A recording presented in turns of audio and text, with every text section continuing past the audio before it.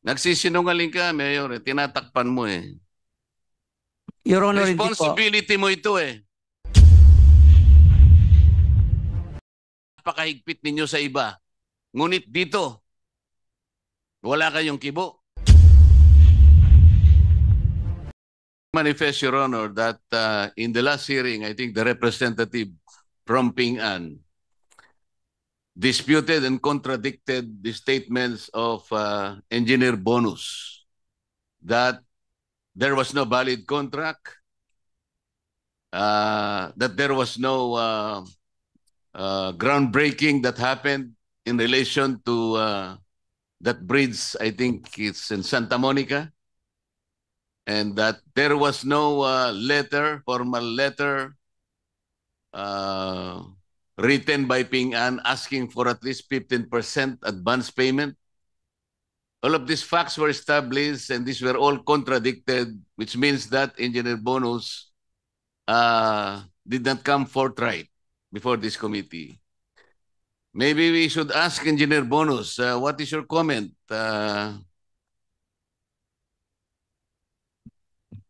With regards po dun sa Ping An, actually, yung pong groundbreaking, I was present then, no? With the late mayor during the But groundbreaking. earlier you denied that there was groundbreaking, despite the fact that I showed pictures which was attended by a representative from the DILG. Earlier in the hearing, you all denied this. Your Honor, I did not deny that that there is a groundbreaking. In fact, I said that I was present during the groundbreaking. So when you say that you were present in the groundbreaking, you are confirming the statement of the Ping An representative. Actually, yung pong groundbreaking yon. You are confirming the statement. Yes, Your Honor. And you are confirming that there was a valid contract. That was his statement, Mr. Chair. I don't confirm the contract because I did not recommend from the head of procuring entity through back resolution the winning bidder because there was no bidding. There's a failure of bidding on the first bidding. In fact, Ping An did not participate in the bidding nor during the first bidding. Engineer Bonus, are you trying to imply before this committee that you are not recognizing the contract signed between the municipality of San Simon and Ping An? As I said before, our basis for the contract of the head of procuring entity is based on our back resolution. You are not answering the question. Are you in a position to not recognize the valid contract entered by the municipality of San Simon and Ping An Construction and Trading? Actually, yun po yung Are you in a position not to recognize it, Mr. Chair? Kayo po ba ay nasa posisyon para sabihin nyo na walang valid contract despite the existence of a contract between the municipality and Ping An Construction? No, Your Honor. Sa mga tweet, mayroong kontrata, hindi ba? Hindi ko po kasi alam yung kontrato. Wala po kasi akong napunta sa office. It is not a matter of whether you know it or not. I am asking you because we have a copy of that contract and that contract exists. The question, Mr. Chair, whether or not Engineer Bonus can just say that I don't recognize that contract because Ping An's representative disputed your statement. Totoo naman yun eh. Nasa amin yung kontrata. A valid contract signed between your municipality and that contractor. So you simply lied again before this committee, Engineer Bonus. Yung po kasing contract na ginagawa po dati ng munisipyo, I usually sign as the witness as the witness of the contract. Eh doon po doon sa contract at hindi naman po ako nag-witness doon sa contract. You are not in a position to explain whatever is written in the contract. First of all, as you said, you are not a participant in the contract. So you have no personality to question the contract. Is it not, Engineer Bonus? Wala ka doon eh. Yes, Your Honor. Oh, yan. And then during the last hearing, Mr. Chair, I think this representation questioned the fact that the mayor of San Simon built a resort in Barangay San Miguel. You remember that?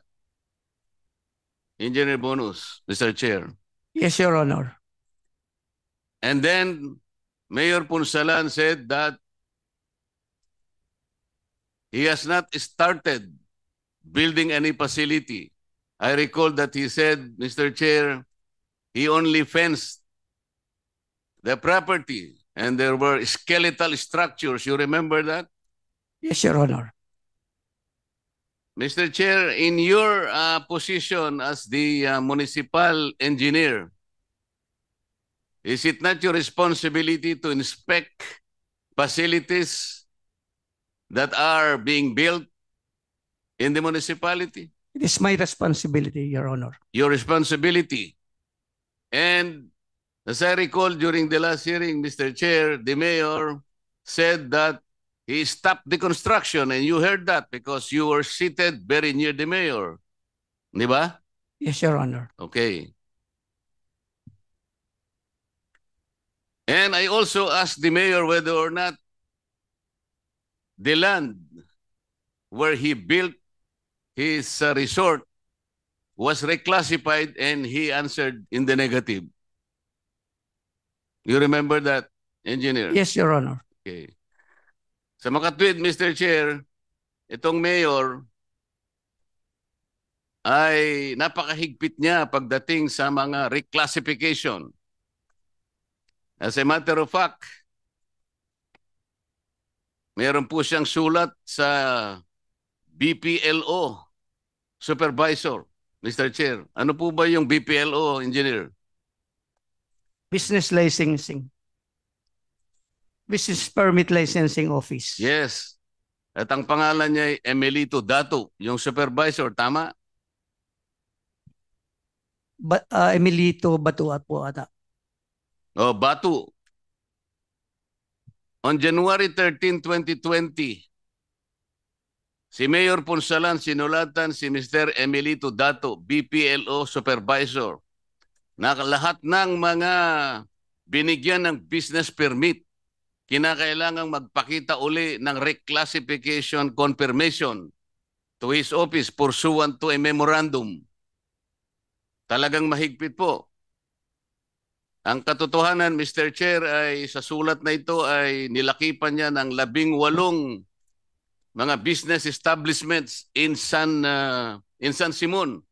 Nang lahat ng ito kinakailangang magpakita muna ng reclassification confirmation, kung hindi ay mabibinbin yung pag-i-issue ng business permit. Engineer Bonus, ito pong 18 establishments na pinipilit ng munisipyo na magpakita ng reclassification confirmation, they're all situated in the industrial commercial area of San Simon based on your own CLUP. Paano po ninyo para reclassify kung lahat ng ito'y nasa industrial zone na? Yung reclassification po na sinasabi ni Mayor ay from agricultural lands into non-agricultural use. Hindi ba, Engineer Bonus? Yes, Your Honor. Oo. Paano mong Hindi na nga sila agricultural eh. Industrial na. So paano mo pang i-reclassify? O balik tayo ngayon.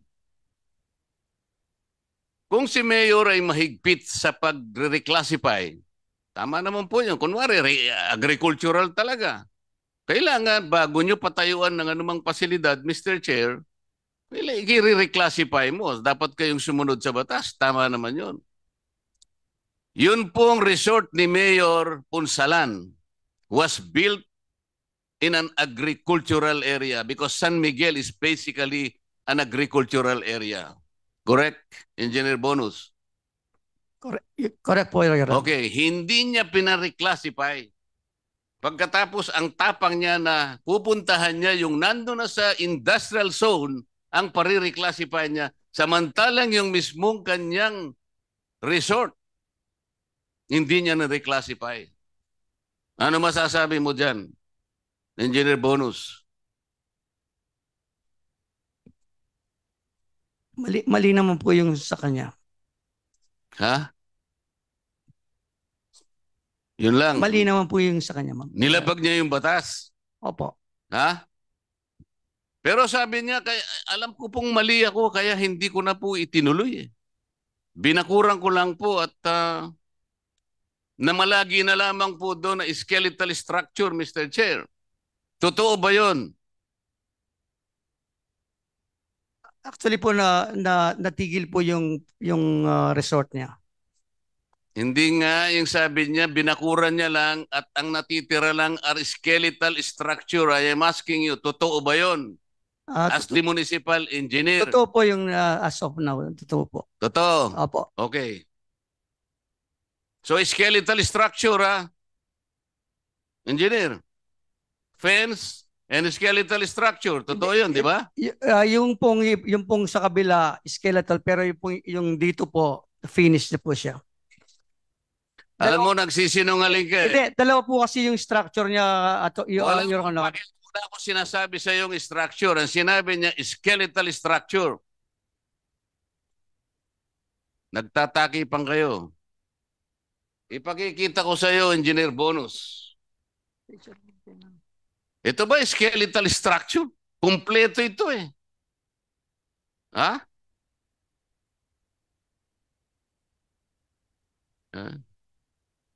Mr. Chair, for the record, I am showing to Engineer Bonus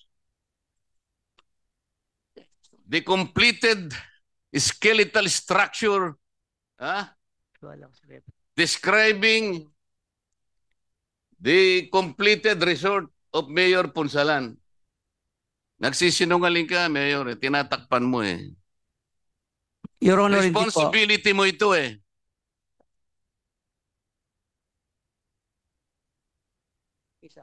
Oh. Hindi ba resort niya yan?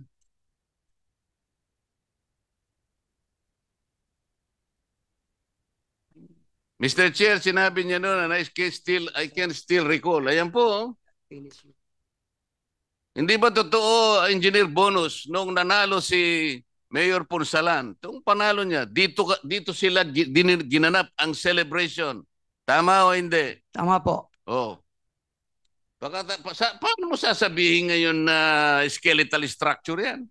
Dalawa po kasi yung building niya, yung sa tabi po niyan, meron pong finish. Yun po yung finish. O, palagay mo na. Pero ito hindi mo maitatatwa. Finish na. Opo. Pero anong ginawa ng opisina mo? Actually po, yung kumunang pong building permit anong yan. Ginawa ng opisina mo sapagkat ito ay hindi na reclassify? Paano kayo nakapagtayo sa isang agricultural land? Without reclassification, napakahigpit ninyo sa iba. Ngunit dito, wala kayong kibo. Totoo hindi? Totoo po. Oh, yan. Nagsasalita na lahat, Mr. Chair. Ngayon po, makikita po ninyo lahat ng pananagutan nyo sa batas.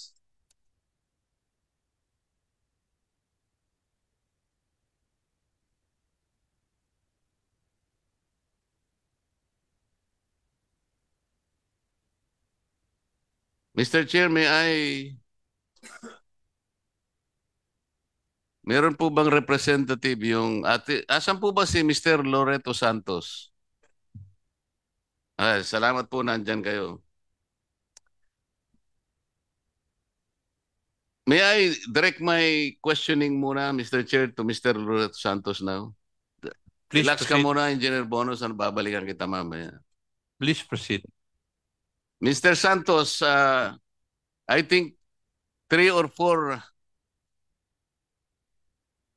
hearings ago, when we were in the fake land reclassification